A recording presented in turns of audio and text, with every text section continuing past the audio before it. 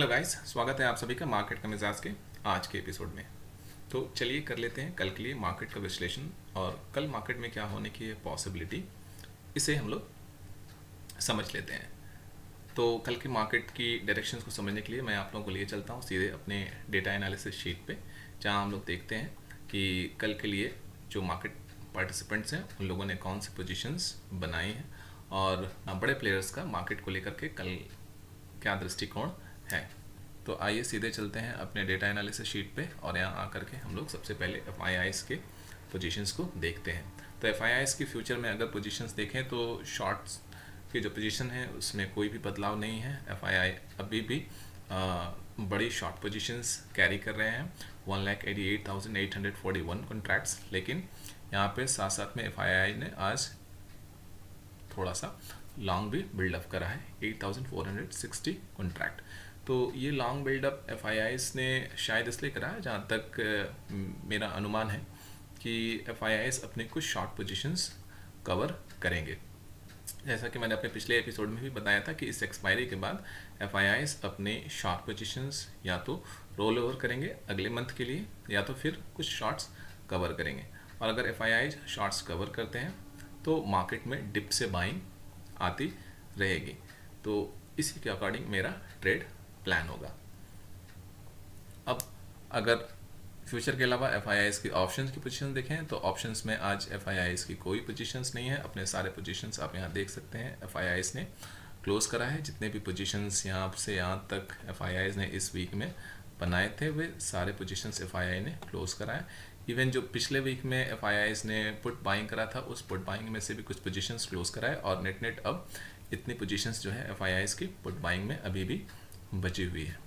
तो F future में अभी भी बेयरिश है और ऑप्शंस में पुट बाइंग की पोजीशंस है, बाकी और कोई पोजीशंस नहीं है। बाकी के जो मार्केट के पार्टिसिपेंट्स हैं देखें तो क्लाइंट ने आज बड़ी शॉर्ट बिल्डअप करा है और साथ साथ में उसे हिच करने के लिए लॉन्ग भी बिल्डअप करा है। अगर प्रॉप की देखें तो प्रॉप ने बड़ा शॉर्ट बिल्डअप करा है। तो अगर फ्यूचर के डेटा को हम लोग समराइज करें तो एफ प्रॉप और क्लाइंट तीनों शॉर्ट बिल्डअप करें, जो कि वीकनेस का संकेत है। लेकिन अगर ऑप्शन चेन डेटा की एनालिसिस करें तो जिस तरह से मैं एनालिसिस करता हूं उसके अकॉर्डिंग निफ्टी और बैंक निफ्टी में अभी वीकनेस है। तो अब कल मार्केट में क्या हो सकता है और मार्केट किस डायरेक्शन में मूव कर सकता है, इसे समझने के लिए मैं आप लोगों को चार्ट पे लिए चलता हूँ। और ये इम्पॉर्टेंट हो जाता है कि मार्केट कहाँ ओपन होता है। मार्केट के ओपन होने पर डिपेंड करेगा कि मार्केट कौन से डायरेक्शंस में जा सकता है। तो चलिए चार्ट पे चलते हैं। तो ये आ गए निफ्टी के चार्ट पे। तो यहाँ पे जैसा कि मैंने आप लोगों को अपने कल वाली वीडियो में शेयर करा था कि मार्केट में बाइंग तो आई है लेकिन बाइंग में स्ट्रेंथ नहीं है और आज हम लोगों को इसी लेवल से सेलिंग देखने को मिला। मैंने 17,200-250 मैक्सिमम मूव अप साइड के लिए कहा था और इस लेवल से हम लोगों को ठीक ठाक सेलिंग देखने को मिला निफ्टी और बैंक निफ्टी में भी। तो अब क्या हो सकता है कल, तो जैसा कि मैं आप लोगों को ऑलरेडी पिछले वीडियो में शेयर करा था और आज भी मैं उसी बात को रिपीट कर रहा हूँ कि एफ ये पॉसिबल है कि अपने शॉर्ट की कुछ पोजीशंस कवर करेंगे और इसीलिए एफ ने फ्यूचर में कुछ लॉन्ग बिल्डअप करा है। अब एफ शॉर्ट कवर क्यों करेंगे, क्योंकि प्रॉप ने भी शॉर्ट पोजीशंस बना रखा है, क्लाइंट ने भी शॉर्ट पोजीशन बना रखा है। तो कुछ शॉर्ट पोजीशंस को लाइट करने के लिए एफ अपने भी शॉर्ट पोजीशंस को लाइट करने के लिए और साथ साथ में अपनी पोजीशन को लाइट करने के लिए कहना गलत होगा, बल्कि जो प्रॉप है और क्लाइंट है उनकी शॉर्ट पोजीशंस को थोड़ा लाइट करने के लिए एफ मार्केट को डिप से ज़रूर ऊपर लेके आएंगे। डिप से क्यों ऊपर लेके आएंगे? डिप से ऊपर ले आने का कारण ये है कि एफ जब अपने शॉर्ट कवर करेंगे तो वो चाहेंगे कि उनकी जो शॉर्ट पोजीशंस है वो प्रॉफिट में क्लोज हो।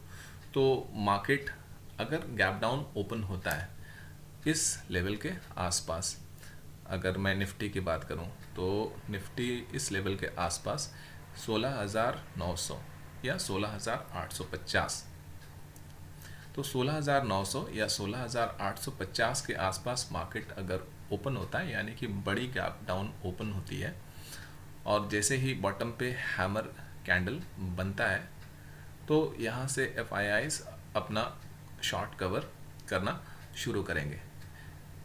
यहाँ से किस लिए कवर करना शुरू करेंगे? यहाँ से इसलिए कवर करना शुरू करेंगे क्योंकि अगर यहाँ से वापस बाजार 17,100-200 तक भी आता है तो सबसे पहले तो प्रॉप और जो क्लाइंट है ये अपनी शॉर्ट पोजीशंस क्लोज कर देंगे, क्योंकि उनके एसल हिट होने की नौबत आ जाएगी, और FIIs को कोई नुकसान भी नहीं होगा। जो इतनी बड़ी इनकी पोजीशंस है ऑलरेडी फ्यूचर में, इस शॉर्ट पोजीशंस को कोई नुकसान भी नहीं होगा, मतलब FIIs अपनी पोजीशन को सेफ रख पाएंगे बड़ी शॉर्ट पोजीशंस को। तो इसलिए अगर मार्केट 16,850 के आसपास या 16,900 के आसपास ओपन होता है तो वहाँ से डिप से बाइंग आएगा, तो मैं डिप पे बाइंग करना पसंद करूँगा। तो 16,850 से 16,900 के बीच का जो लेवल होगा वो मेरे लिए बाई इन द डिप का लेवल रहेगा, वहाँ से मैं कॉल बाई करना प्रेफर करूँगा। और अगर मार्केट गैप अप खुलता है 17,235 के आसपास या फिर 17,000 कह सकते हैं, ये लेवल काफ़ी क्रूशियल लेवल होगा 17,270। तो 17,270 से 250 के आसपास अगर मार्केट गैप अप ओपन हो जाता है तो यहाँ से FIIs ऑलरेडी सेलिंग करना शुरू कर देंगे, क्योंकि उनकी शॉर्ट पोजीशंस जो है वो प्रॉब्लम में आ जाएगी। तो अगर मार्केट गैप अप ओपन होता है 17,250 के आसपास तो डाउन साइड ट्रेड करना मैं प्रेफर करूँगा, और अगर बड़ी गैप डाउन ओपन होती है 16,900 या 16,850 के आसपास में या इस बीच में, तो मैं कॉल बाय करना पसंद करूँगा, यानी बाय इन द डिप की मेरी स्ट्रैटेजी रहेगी और सेल ऑन द राइज की मेरी स्ट्रैटेजी रहेगी। बाकी दोनों लेवल तो आप लोगों के साथ मैंने चर्चा कर ही दिया यहाँ पे कि किस लेवल पे मैं क्या करूँगा। लेकिन अगर 16,250 के ऊपर मार्केट खुलता है और किसी वजह से मार्केट ऊपर निकलता है तो शॉर्ट कवरिंग आ सकती है। FIIs भी अपनी शॉर्ट कवर करेंगे और प्रॉप भी शॉर्ट कवर करेंगे, साथ साथ में क्लाइंट भी शॉर्ट कवर करेंगे। उस कंडीशन में मार्केट हो सकता है कि 17,350 के आसपास भी चला जाए। तो ये डिपेंड करता है कि मार्केट ओपन होकर के किस डायरेक्शंस में बढ़ता है।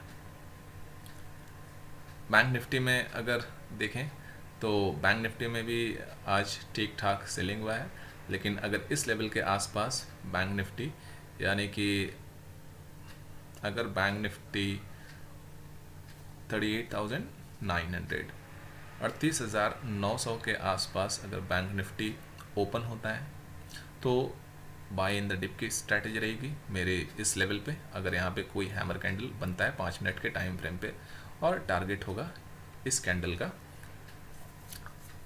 क्लोजिंग, यानी कि 39,500, तो 38,900 या 950 का है, 38,900 से 950 से टारगेट रहेगा 39,500 के आसपास का टारगेट रहेगा बैंक निफ्टी में। अगर bank Nifty gap down open होती है, बड़ी गैप डाउन, अगर फ्लैट खुलता है बैंक निफ्टी या थोड़ा गैप अप खुलता है तो बैंक निफ्टी में मैं सेलिंग करना पसंद करूंगा। ये अच्छा लेवल रहेगा सेलिंग करने का। अगर फ्लैट खुलता है 39,600 के आसपास या 39,650 के आसपास तो यहाँ पर मैं बैंक निफ्टी में पुट बाय करना पसंद करूँगा और एसएल रखूँगा 39,840 के आसपास का, या उस समय जो भी शूटिंग स्टार कैंडल बनेगा या एक रेड कैंडल 5 मिनट के टाइम फ्रेम पे जिसमें कोई शेडो ना, तो वो मेरे लिए एसएल होगा।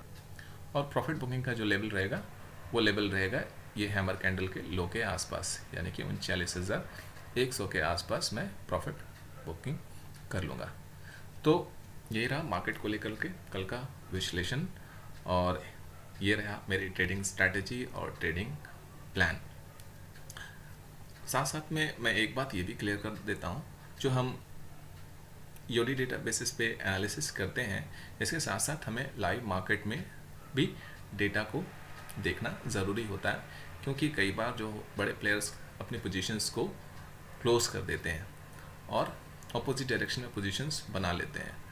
अगर आप यूडी डेटा बेसिस पे आप ट्रेड लेते हैं तो 10 में से 8 बार मार्केट आपके यूडी डेटा बेसिस पे ही मूव करेगा, लेकिन 2 केसेस ऐसे हो सकते हैं जहाँ पे मार्केट बिल्कुल ऑपोजिट मूव करेगा। तो इसलिए लाइव डेटा ज़रूर देखना होता है। और इसके पीछे मैं साइकोलॉजी बता दूं, क्योंकि आज के मार्केट में ही ऐसा हम लोगों को देखने को मिला। तो ट्रेडिंग साइकोलॉजी पे मैं अपनी अगली वीडियो बनाऊंगा जहाँ पर मैं एग्जाम्पल के साथ आप लोगों को वो चीज़ें दिखाऊंगा। लेकिन आज ये बातें शेयर कर देना ज़रूरी है ताकि आप जब भी कोई ट्रेड लें तो अगर आप मार्केट में कोई भी पोजीशंस डिसाइड करते हैं अपने एनालिसिस के अकॉर्डिंग, तो लाइव डेटा को ज़रूर देखें और लाइव डेटा के अकॉर्डिंग अपनी पोजीशंस डिसाइड करें। ऐसा नहीं है कि ईओडी बेसिस पे आपने जो एनालिसिस किया है आप उसी बेसिस पे मार्केट में हर दिन ट्रेड ले लें। 10 में से 8 बार आप सही होंगे, लेकिन 2 बार गलत हो सकते हैं। इसका एग्जांपल मैं आज के ट्रेडिंग सेशन से देना चाहूँगा। तो आज एक्चुअली मार्केट को कैप अप पुल करके नीचे आना था, लेकिन मार्केट कैप डाउन खुला, बैंक निफ्टी भी और निफ्टी भी, और उसके बाद मार्केट ऊपर चला गया, तकरीबन निफ्टी 150 पॉइंट। तो ऊपर जाने के पीछे हालांकि फिर 17,200 के लेवल से सेलिंग आई और मार्केट वापस नीचे आ गया, और बैंक निफ्टी में भी तगड़ी सेलिंग अपर लेवल्स देखने को मिला। लेकिन मार्केट ऊपर क्यों चला गया? मार्केट ऊपर चले जाने का रीज़न ये था कि कल रात को सभी लोगों ने फेड की मीटिंग देखी, और फेड की मीटिंग देखने के बाद या सुनने के बाद कल जो ग्लोबल मार्केट थे, खास करके यूएस मार्केट, डो जोन्स और नैस्डैक, ये दोनों इंडाइसिस जो है वो 1-1.5% के आसपास गिरे हुए थे। इसमें अच्छी खासी फॉल आई थी और एसजीएक्स निफ्टी भी ठीक ठाक गिरा था। तो सुबह जैसे ही आते हैं तो मार्केट में ज़्यादातर जो ट्रेडर्स होते हैं वो बिगिनर्स ही होते हैं या बिगिनर्स की तरह बिहेव ही करते हैं। तो सभी ने रात को देख लिया यूएस मार्केट को, और सुबह मार्केट में आते ही पुट खरीदने में दिलचस्पी दिखाने लगे। और एक बात आप लोगों को ये हमेशा ध्यान में रखना चाहिए कि मार्केट कभी भी क्राउड के फेवर में नहीं जाता है, हमेशा क्राउड के अगेंस्ट, क्राउड के ऑपोजिट डायरेक्शन में ही मार्केट जाता है। तो जैसे ही बड़े प्लेयर्स ने देखा कि यहाँ पे जो रिटेलर्स हैं और जो ज़्यादातर ट्रेडर्स हैं वो पुट बाइंग में दिलचस्पी दिखा रहे हैं, पुट बाई करना चाह रहे हैं, तो वहाँ पर जो 17,100 वाली कॉल राइटिंग थी FIIs की, वो मार्केट को 17,050 के आसपास लेकर आए, अपनी कॉल राइटिंग वाली पोजीशंस क्लोज करी और पुट राइटिंग करना शुरू कर दिया, क्योंकि ज़्यादातर लोग पुट बाइंग करने में इंटरेस्ट दिखा रहे थे। और राइटर्स वहीं एक्टिव होते हैं या बड़े प्लेयर्स वहीं एक्टिव होते हैं जहाँ पर लोग ज़्यादा इंटरेस्ट दिखाते हैं, क्योंकि वहाँ पे लिक्विडिटी रहती है, वहाँ पे बायर्स अवेलेबल होते हैं। इसलिए FIIs ने अपनी कॉल राइटिंग वाली पोजीशंस क्लोज करा और पुट राइटिंग करना शुरू कर दिया और मार्केट को ऊपर ले गए। फिर मार्केट ऊपर गया, ऊपर जाने के बाद जब 90-95% तक सारे पुट राइटिंग वाली प्रीमियम पूरी तरह से जब कंज्यूम कर लिया FIIs ने, तो फिर टॉप से सेलिंग चालू करा। तो ये डेटा आप कहाँ पे देख सकते हैं कि कहाँ पे बड़े प्लेयर्स एक्टिव हो रहे हैं, और या ट्रेड लेने से पहले ज़रूरी है कि आप वो डेटा देख लें और उसके बाद ही अपने जो भी ईओडी बेसिस पे आपका ट्रेड प्लान है उसके अकॉर्डिंग आप ट्रेड लें, अगर जो लाइव डेटा है वो आपके ईओडी डेटा को सपोर्ट कर रहा। तो इसके लिए आप सबसे पहले NSE की वेबसाइट पे चले जाएं और मार्केट डेटा को सेलेक्ट करें, फिर डेरिवेटिव मार्केट्स में चले आएँ। जब आप डेरिवेटिव मार्केट्स में आएंगे तो यहाँ पर आपको पोजीशंस दिखेंगी और यहाँ पे आपको ओपन इंटरेस्ट दिखेगा। यहाँ देखिए, ये पुट है, ये कॉल है, ये कॉल है। तो यहाँ पे अगर आप देखें तो 17,200 पे कॉल राइटिंग की ओपन इंटरेस्ट सबसे ज़्यादा है, यानी कि लास्ट के समय में कॉल राइटिंग यानी लोग कॉल बाय करने में इंटरेस्ट दिखाने लगे, क्योंकि बाज़ार ऊपर जा रहा था। तो बहुत से लोग इस वीक के लिए भी और बहुत से लोग अगले एक्सपायरी के लिए भी कॉल बाइंग में इंटरेस्ट दिखाने लगे होंगे, और लगा कि मार्केट में और भी यहाँ से मूवमेंट अपसाइड होने वाली है। तो जैसे यहाँ पे ओपन इंटरेस्ट दोनों 17,100 17,200 पे आप देख सकते हैं कि बड़ी ओपन इंटरेस्ट है। तो जैसे ही यहाँ पे लोग कॉल बाई करने में इंटरेस्ट दिखाने लगे तो बड़े प्लेयर इस लेवल के आसपास में फिर इस लेवल पे कॉल राइटिंग शुरू कर दी और मार्केट को नीचे ले गए। तो जहाँ भी क्राउड होगा, क्राउड को कैसे जज करेंगे, तो ओपन इंटरेस्ट से जज करेंगे। तो जहाँ भी ओपन इंटरेस्ट ज़्यादा बिल्डअप होगा हम समझेंगे कि यहाँ पे बड़े प्लेयर्स एक्टिव हैं और यहाँ पे बड़े प्लेयर्स या तो कॉल राइट कर रहे हैं या पुट राइट कर रहे हैं। इसका एग्जांपल आज के मार्केट के सेशन से भी हम देख सकते हैं। यहाँ पर अगर आप देखें तो यहाँ पे आपको देखने को साफ मिलेगा।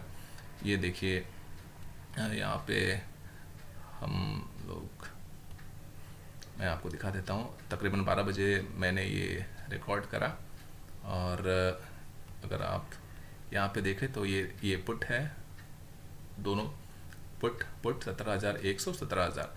तो मार्केट ओपन हुआ, ओपन होने के बाद तकरीबन 9:30 बजे के आसपास से ही 17,000 के लेवल पे और 17,100 के लेवल पे पुट राइटिंग शुरू हो गई।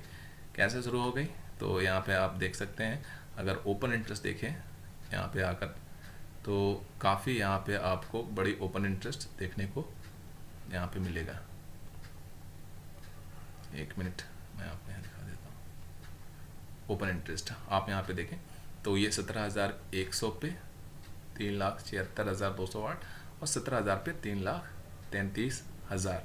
तो ये दोनों स्ट्राइक प्राइस पे काफ़ी पुट राइटिंग हो रखी थी, क्योंकि कल के जो ग्लोबल मार्केट यूएस मार्केट में गिरावट देख करके लोग आते ही पुट बाइंग में दिलचस्पी दिखाने लगे, लोग पुट बाई करने लगे। तो बड़े प्लेयर्स ने अपनी कॉल राइटिंग वाली पोजीशन क्लोज करके पुट राइटिंग शुरू कर दी। तो आप भी जब कोई भी ईओडी बेसिस पे अपना एनालिसिस करते हैं तो यहाँ पर आकर के आप मार्केट में इस एनएससी की वेबसाइट पे 9:30 बजे एक बार ज़रूर देख लें कि किस तरफ ओपन इंटरेस्ट ज़्यादा बिल्डअप हो रहा है। जिस तरफ ओपन इंटरेस्ट ज़्यादा बिल्डअप हो रहा है, जिस आप समझ लें क्राउड उसी के तरफ है और मार्केट कभी भी क्राउड के डायरेक्शंस में नहीं जाता है, हमेशा क्राउड के डायरेक्शन के ऑपोजिट जाता है। तो मैंने जो भी ये लेवल आप लोगों के साथ शेयर करा है ये मेरे पर्सनल रिसर्च और एनालिसिस के बेसिस पे है और मैं 110% गलत भी हो सकता हूँ।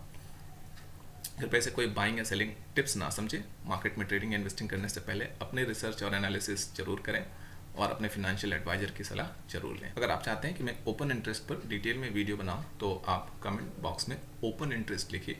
जितना ज़्यादा कमेंट आएगा मैं उतनी जल्दी ओपन इंटरेस्ट पे डिटेल वीडियो लेकर आऊँगा, जहाँ पर मैं ये एक्सप्लेन करूँगा कि ओपन इंटरेस्ट को कैसे इंटरप्रेट करते हैं और मैं किन किन जगह पे ओपन इंटरेस्ट को देखता हूँ और उसे किस तरह से एनालाइज करता हूँ।